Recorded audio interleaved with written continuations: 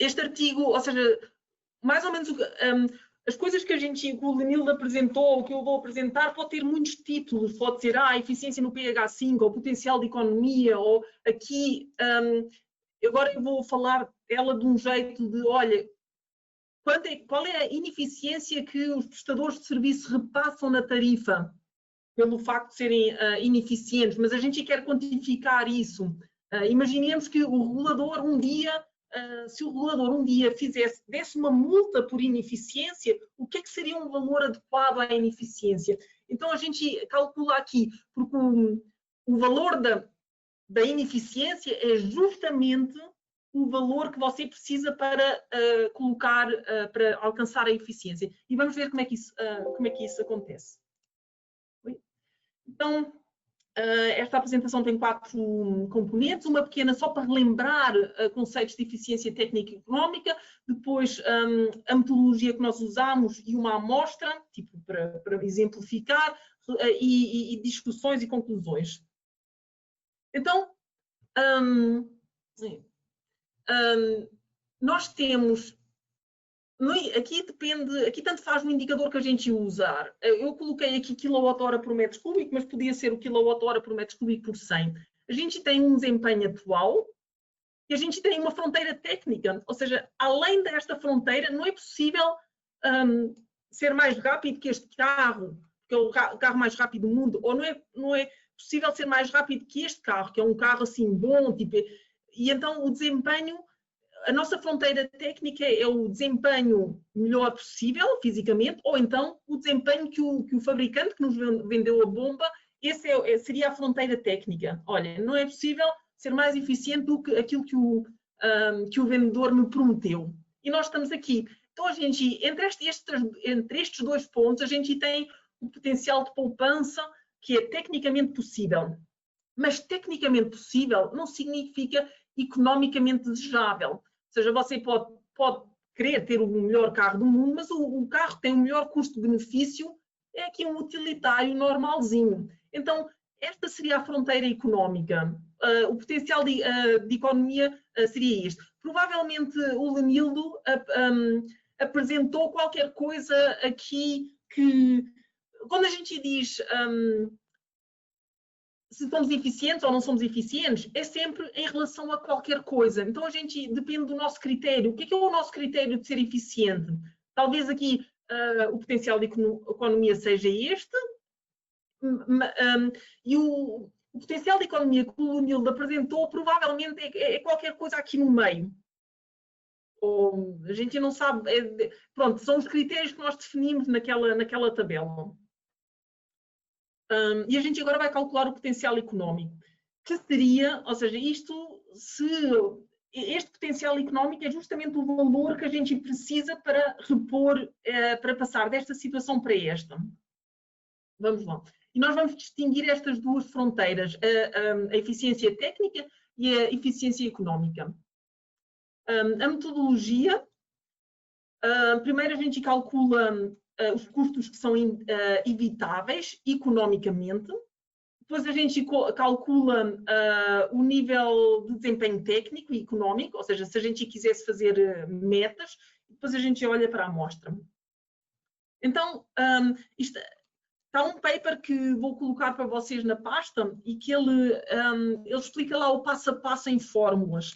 Mas primeiro a gente calcula, olha, como é que a gente está atualmente? Atualmente a gente está em kWh por metro cúbico por 100 com qualquer coisa. Depois a gente seleciona para cada bomba qual seria a eficiência técnica boa para aquela bomba. A gente pode colocar, olha, bombas de esgoto, elas não são tão eficientes como as bombas de água. Então, para cada bomba a gente coloca lá o nível de eficiência que ela deveria ter, satisfatória. Agora, exato.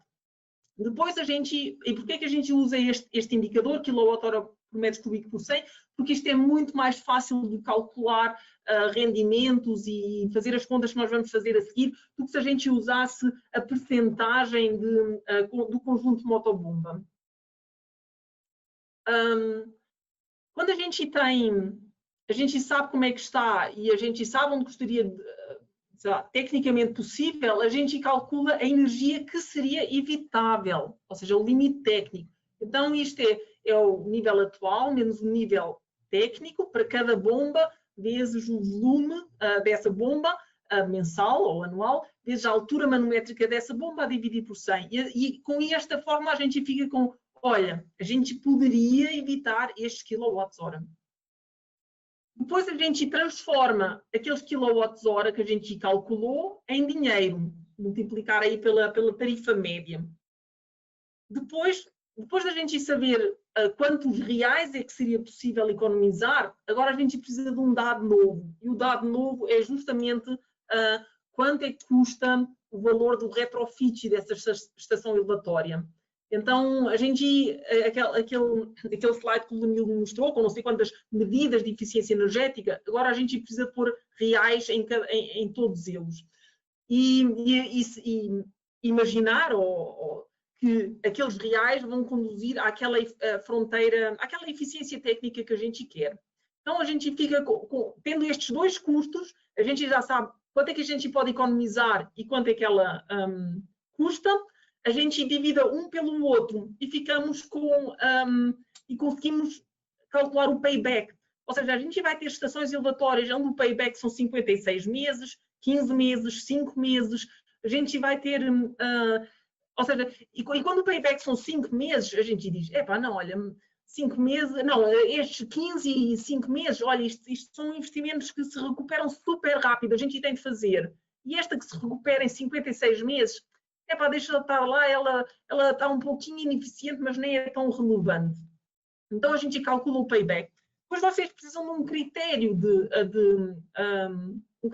de faça a obra ou não faça a obra. E esse critério pode ser, olha, coisas que se paguem em menos de 3 anos, eu faço imediatamente. Coisas que se façam em mais de 3 anos, eu vou esperar que a infraestrutura se degrade um pouco mais, ou que o preço da economia suba, qualquer coisa, eu vou reavaliar mais tarde, a ver quando é que este projeto passa a ser economicamente viável. Mas a gente já consegue fazer uma amostra, olha, estão aqui 2 estações elevatórias que vale a pena, substituir e outra não. E então, ou seja, o que a gente agora consegue dizer, quais são os custos que são evitáveis e que eles são repassados para a tarifa, são estas 2 bombas que estão ineficientes e colocá-las numa situação eficiente é muito mais barato do que assumir os custos e repassar isso para a tarifa. Então, a gente teria aqui duas situações em que estes custos não poderiam, ou seja, estão sendo colocados na tarifa e não deviam estar a ser. Mas é preciso, é bomba a bomba esse cálculo. Novamente, isto é só para lembrar que, por exemplo, a Sabesp tem um critério muito claro. Olha, quando um projeto tem uma taxa de retorno inferior a tantos, eu não faço. Quando ela é superior a tantos, eu faço imediatamente. Então, para os projetos não serem, eu faço eficiência energética porque é verde, ou porque eu gosto, ou porque é bonito. Tipo, não, tem que ter um critério económico. Eu faço se for economicamente rentável. E esse rentável tem que estar calculado para cada projeto.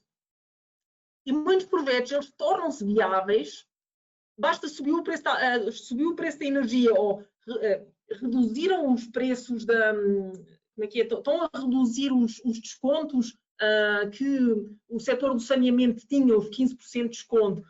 15% de desconto é um subsídio, ou seja, à medida que esse subsídio está a desaparecer, há projetos que estão-se a tornar viáveis e que antes não eram viáveis porque existia esse subsídio. Ou seja, vale a pena recalcular isso, vale a pena também recalcular, olha, este meu projeto,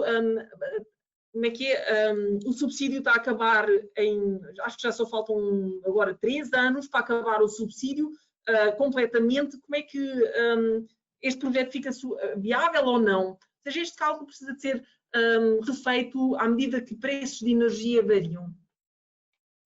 Então, a gente calculou estes 2 potenciais de economia. Este potencial de economia que está aqui, tecnicamente possível, provavelmente é o que o Leonildo calculou, tipo aquele valor grande. mas provavelmente só economicamente algumas dessas medidas e não todas. Então, aqui agora é preciso começar a separar quais são os projetos que eu faço e quais são os que eu não faço. Ok. Esta é só uma, para relembrar, são 8 passos, mas entendendo a lógica, vocês também conseguem calcular bem, e o paper traz esses passos. E agora eu vou só mostrar, isto é, ou seja, há muita gente que pensa ou raciocina em kWh por metro cúbico, e a gente trabalha com kWh por metro cúbico por 100. Então, isto é como se fossem duas línguas diferentes, chinês e português. E a gente tem de conseguir falar estas duas línguas e traduzir para um lado e para o outro. E que é o que a gente vai fazer a tradução de um para o outro. Imaginemos que alguém gosta de colocar, eu gosto de colocar metas em kWh por metro cúbico e não kWh por metro cúbico por 100 metros. Então, o que é que a gente faz para usar esse, para chegar lá? A gente tem o nosso desempenho atual nesta unidade, consumo específico.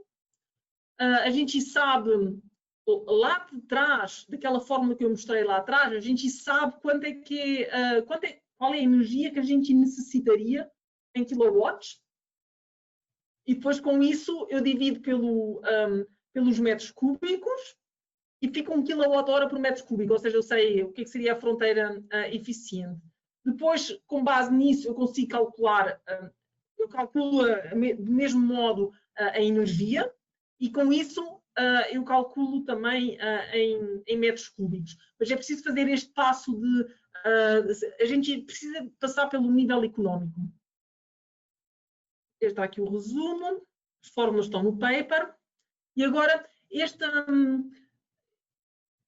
quando a gente elaborou aquele curso que o Danilo fez, a gente estava ainda numa fase de provas, a gente fez uma segunda etapa no curso, ou seja, na altura esse curso a gente ofereceu de modo tutorial, e a gente selecionou depois prestadores de serviço que estavam disponíveis a ir um pouco mais além e fazer assim um pouco mais de trabalho com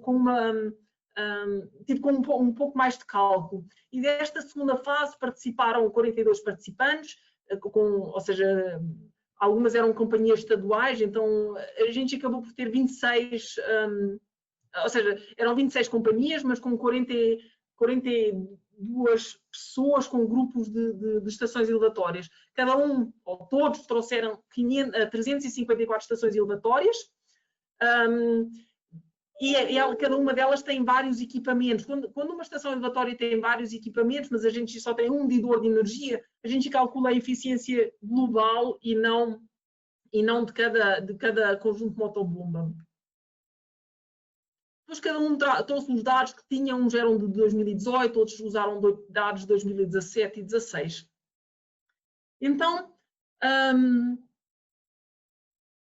a nossa amostra inicial eram 354 estações elevatórias, tal como o Danilo, havia muitas que não tinham credibilidade e a gente acabou por usar só 293.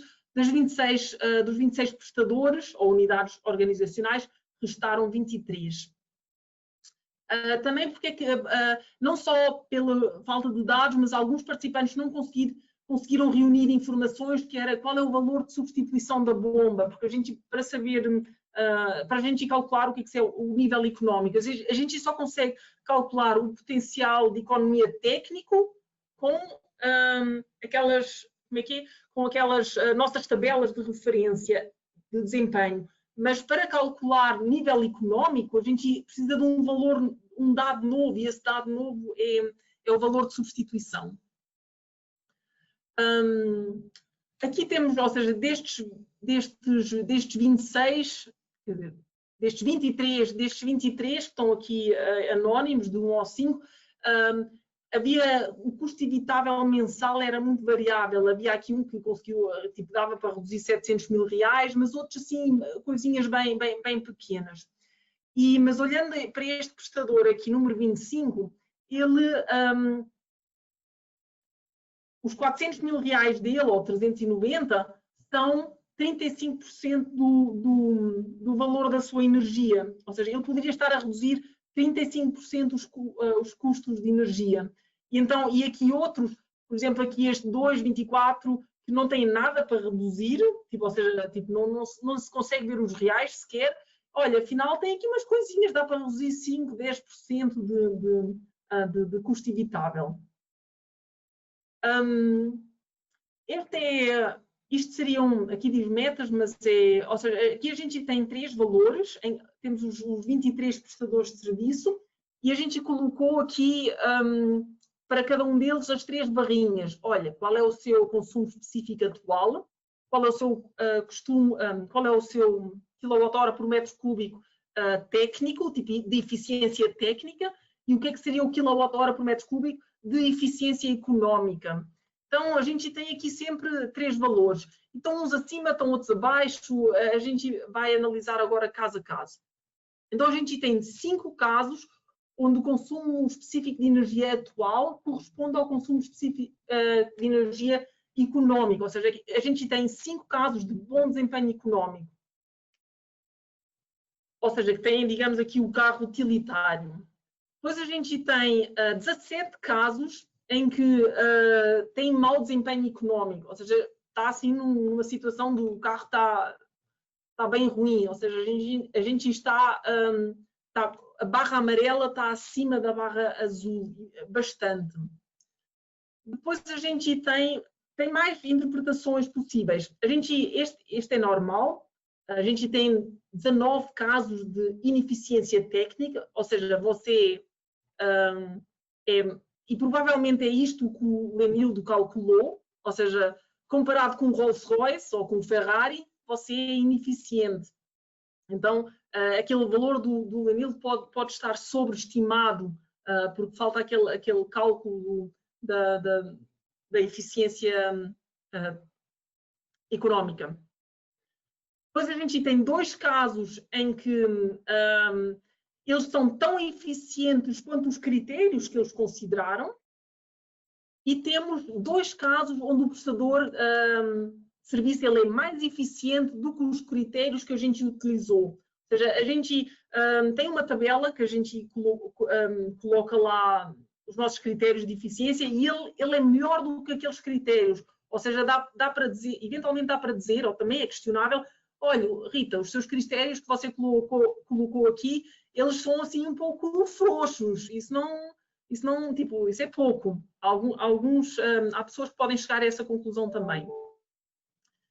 E tem aqui 3 casos que também, ou seja, em que você está aqui, tem problemas de confiança e você está-se a comparar com carros fantasia, tipo, olha, isto está bem demais, mas são assim, olha, são os mesmos de anteriores, é só este aqui, que ele é bem... Mas é tipo, ele está ali bem, tipo, quase que nem dá para ver. Talvez até pode ser uma coisinha de confiança, porque ele está assim igual, quase igual. Mas na fórmula deu assim.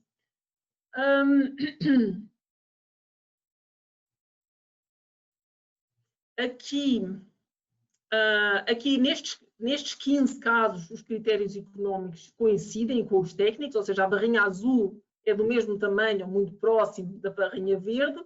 Então, digamos que isto tem a ver com aquele critério que a gente definiu, olha, 36 meses de payback. Se a gente definisse, olha, são 40 meses de payback, ou são 30 ou 20, estas barrinhas elas seriam diferentes. Ou seja, estas barrinhas elas dependem também dos critérios que vocês colocarem. Aqui tem 5 casos em que os critérios físicos são mais caros do que o economicamente viável, ou seja, que o técnico está parecido com o técnico está aqui, estou-me a baralhar, ou seja, exato,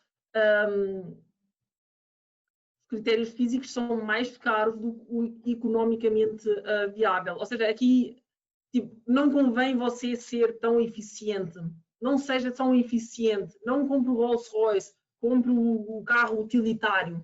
Então, são em 5 situações é isso. porque às vezes, ou seja, estas situações ocorrem que, como por exemplo, você tem uma estação elevatória que ela não é eficiente, mas ela só opera, por exemplo, uma estação elevatória de esgoto e só esgoto que recebe água pluvial. Essa estação elevatória de esgoto, ela só trabalha talvez 1 hora por dia. Então, tipo, olha, se ela trabalhasse 24 horas por dia, ok, vamos colocar uma estação elevatória nova. Mas como ela só trabalha 1 hora por dia, tipo, deixa ela ser ineficiente 1 hora por dia, porque nos compensa mais ter o nosso carro velho do que ter aqui o nosso carro utilitário. Então, esses seriam esses casos. Ok. E passamos às conclusões. Ou seja, concluindo, os níveis técnicos de eficiência técnica e eficiência económica, elas são dinâmicas. Elas dependem dos custos unitários com energia elétrica, dependem dos custos das intervenções necessárias e também dos preços de energia, que são, imaginemos, se vocês conseguirem aceder ao mercado livre e de repente os preços de energia reduziram muito para vocês, talvez com preços baixos de energia, afinal não vale a pena ser eficiente, digamos assim, na parte de energia. Então, obviamente é sempre bom ser eficiente do ponto de vista ambiental, mas tem de ser feitas essas ponderações. Depois, o que é eficiente tecnicamente e economicamente depende de o que é que vocês consideram que é um payback aceitável ou uma taxa de retorno e os níveis de referência que vocês consideraram. Se vocês usaram os nossos valores de referência, se vocês usam os valores de referência que o fabricante promete para vocês, nos nossos critérios, a gente não é muito, não somos muito exigentes. Se vocês olharem o que os fornecedores de energia prometem, é bem mais exigente. Se vocês se comparassem com isso, seriam mais... o potencial de economia seria maior. Por isso, é preciso ter aí essa sensibilidade em qual é o valor de referência que eu utilizo. E muitos, ou seja, costuma ser difícil de colocar, olha, eu tenho aqui esta estação elevatória, que ela está aqui com esta eficiência, mas eu não sei quanto é que custa fazer a reposição, ou tenho de perguntar a 5 fornecedores, e tipo, é um trabalho grande demais. Tentem usar uma base de dados assim genérica, ponham as vossas primeiras estimativas. Assim, olha, eu acho que esta reabilitação custa tanto, coloquem esse valor.